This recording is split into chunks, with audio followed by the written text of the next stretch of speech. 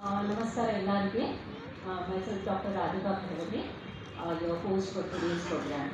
So I welcome you all for this Arogya Sankalpa event, which is a wonderful event which is formed for the Sankalpa of human health. And it's wonderful to see so many familiar faces as well as new faces here.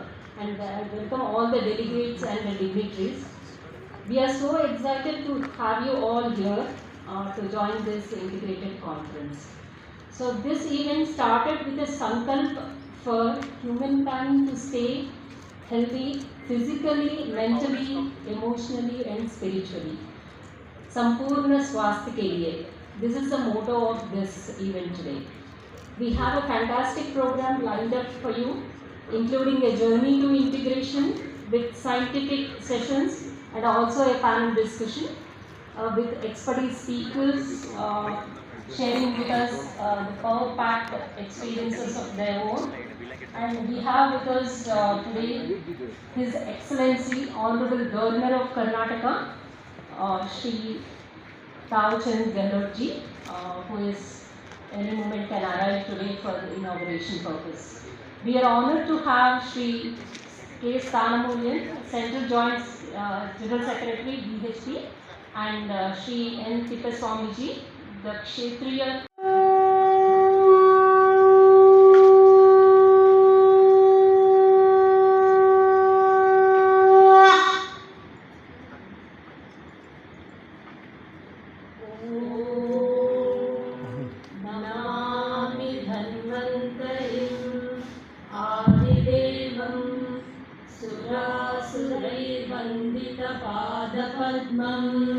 लोके जरारुद्धयुनाशं दातारमीशं विविधौषधीनाम्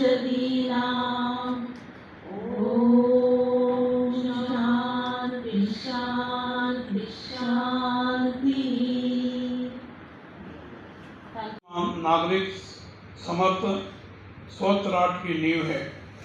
राष्ट्र को आत्मनिर्भर, नवोन्मेषी और वैश्विक नेतृत्व में अग्रणी बनाना है तो हमें स्वस्थ भारत, समर्थ भारत के मंत्र को अपनाना होगा।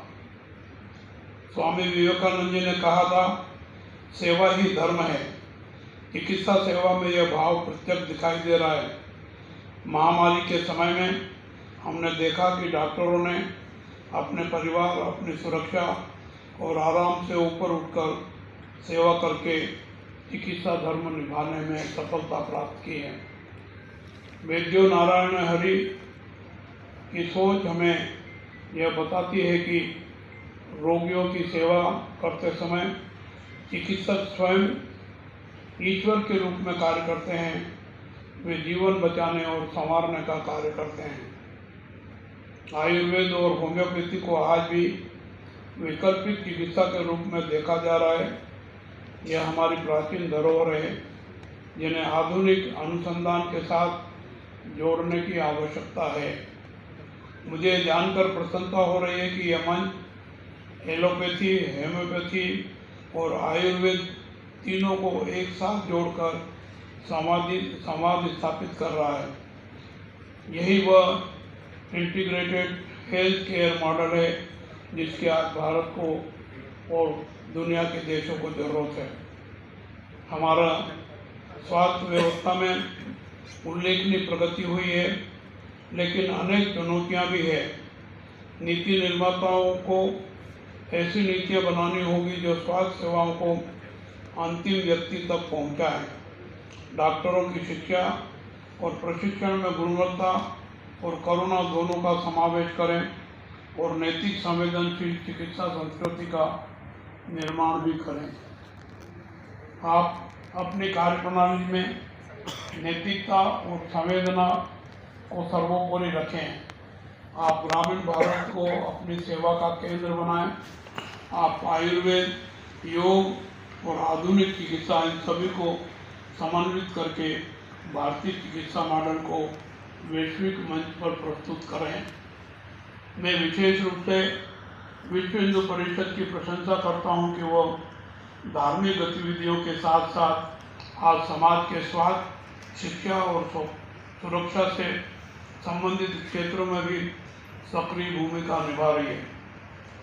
यह सम्मेलन इसी जागरूक सामाजिक दायित्व का उदाहरण है।